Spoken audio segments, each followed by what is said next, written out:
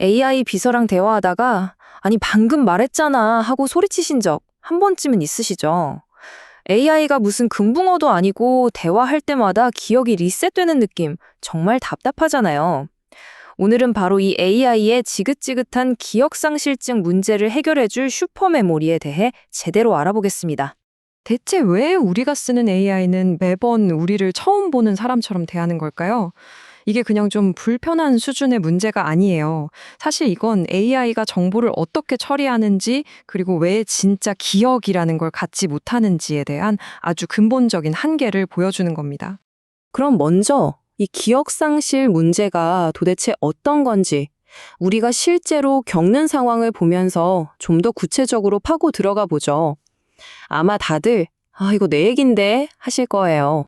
물론 요즘 나오는 헤르메스 에이전트 같은 최신 AI에도 메모리 기능이 있긴 하죠. 근데 그게 뭐랄까 그냥 거대한 메모장 한 페이지에다가 업무 이야기, 개인적인 약속, 어제 본 영화 얘기까지 전부 다 뒤죽박죽 섞어 넣는 거랑 똑같아요. 정보가 전혀 분리되지가 않는 거죠.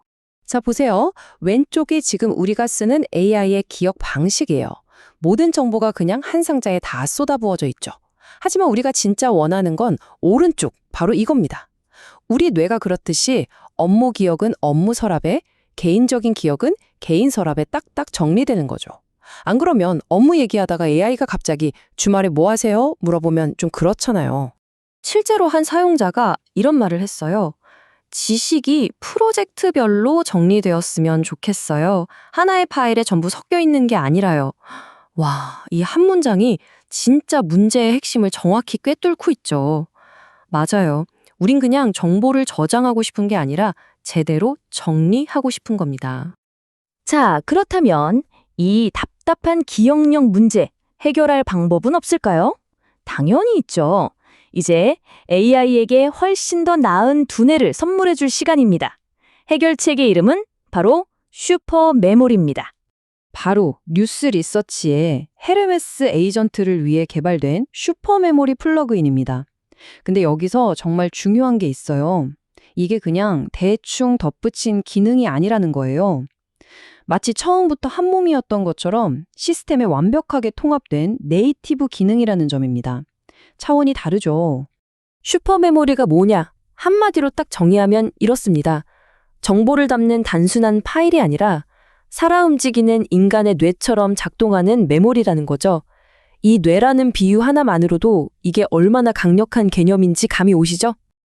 아니 그러면 이렇게 똑똑한 뇌는 대체 어떻게 작동하는 걸까요? 신기하잖아요. 지금부터 그 비밀스러운 내부 작동 방식을 함께 들여다보겠습니다. 과정은 크게 4단계로 나눌 수 있어요. 먼저 모든 정보를 일단 싹 다 색인화합니다. 일종의 도서관 장서 정리 같은 거죠. 그리고 그중에서 중요한 것만 선택적으로 기억해요. 시간이 지나면 새로운 정보로 기억을 업데이트하고 더 놀라운 건 중요하지 않은 정보는 알아서 잊어버린다는 겁니다. 정말 우리네랑 비슷하지 않나요? 이 모든 걸 가능하게 하는 핵심 기술이 바로 그래프 메모리입니다. 이건 정보를 그냥 목록으로 줄 세우는 게 아니에요. A는 B와 관련이 있고 B는 C 때문에 일어났다. 이런 식으로 지식과 지식 사이의 관계를 거미줄처럼 촘촘하게 연결합니다. 덕분에 AI가 단순한 사실을 넘어서서 시간의 흐름이나 맥락까지 이해하게 되는 거죠. 바로 이 지점이 슈퍼메모리가 다른 메모리 기술들이랑은 차원이 다른 이유입니다. 보통 다른 기술들은 그냥 키워드로 비슷한 문서를 찾아주는 수준이거든요. 근데 하이브리드 메모리는 우리가 어제 말했던 그 버그 있잖아요. 라고 툭 던지면 어제라는 시간과 버그라는 사건의 맥락을 정확히 연결해서 기억해냅니다. 훨씬 인간에 가깝죠?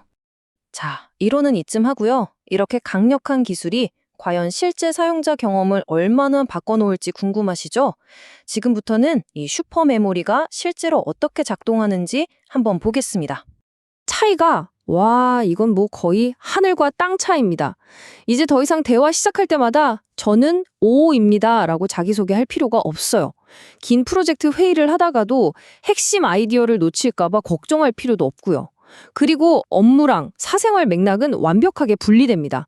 한마디로 AI한테 했던 말 또 하고 또 하던 시대는 이제 끝났다는 겁니다.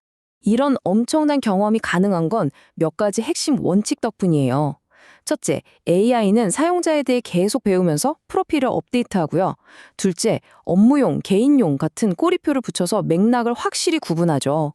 셋째, 긴 대화도 요약하기 전에 핵심 내용은 따로 잘 보관해 두고요. 기존 시스템과 싸우는 게 아니라 아주 유연하게 협력합니다. 심지어 인터넷 연결이 불안정해도 그냥 멈춰버리는 게 아니라 아주 똑똑하게 대처하기까지 해요. 그런데요, 슈퍼메모리의 진짜 엄청난 잠재력은 단순히 AI 하나를 똑똑하게 만드는 데서 끝나지 않습니다. 더 큰 그림은 바로 이 기억을 내가 원하면 어디서든 꺼내 쓸 수 있다는 데 있습니다. 어쩌면 오늘 이야기에서 이 부분이 가장 중요할 수도 있습니다. 바로 데이터 소유권 문제예요. 여러분의 모든 기억과 맥락이 특정 회사나 AI 서비스에 갇히지 않는다는 뜻입니다. 여러분의 뇌는 온전히 여러분의 것이 되는 거죠. 상상해보세요. 헤르메스 에이전트와 대화하면서 쌓은 지식을 챗GPT에서 바로 써먹고 노션에 정리해둔 프로젝트 내용을 구글 드라이브에 연결된 다른 AI가 곧바로 이해하는 겁니다. 여러 AI가 하나의 공유된 뇌, 즉 나의 뇌를 사용하는 거죠. 진정한 의미의 AI 생태계가 열리는 겁니다. 이건 곧 우리, 사용자가 기억 데이터의 마스터키를 쥐고 있다는 의미입니다. 업무용 AI에게는 프로젝트 관련 기억에만 접근 권한을 주고 개인용 AI에게는 내 취향과 관련된 기억만 공유하는 식으로 완벽한 통제가 가능해지는 거죠. 내가 바로 내 기억의 주인이 되는 겁니다. 마지막으로 이 질문을 한번 던져보고 싶습니다. 만약 우리의 AI 비서가 우리 자신보다 우리를 더 잘 기억하게 된다면 과연 어떤 새로운 가능성들이 열리게 될까요? 진정으로 나만을 위한, 나를 완벽하게 이해하는 AI와 함께할 미래, 그 모습은 이제 우리의 상상에 달려 있을 겁니다.